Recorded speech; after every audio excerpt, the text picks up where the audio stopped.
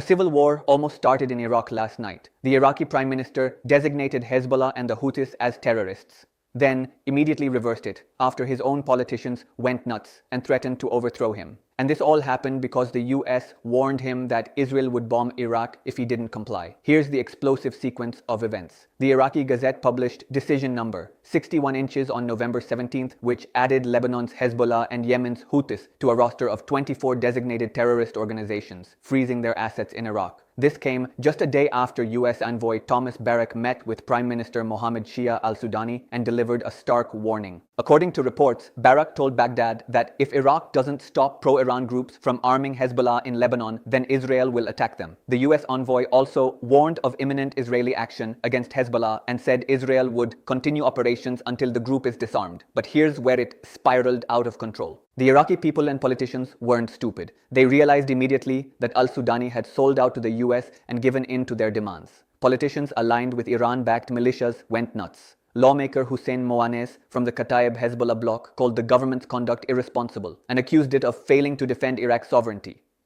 Mustafa Sanad, aligned with popular mobilization forces, condemned the designation on social media.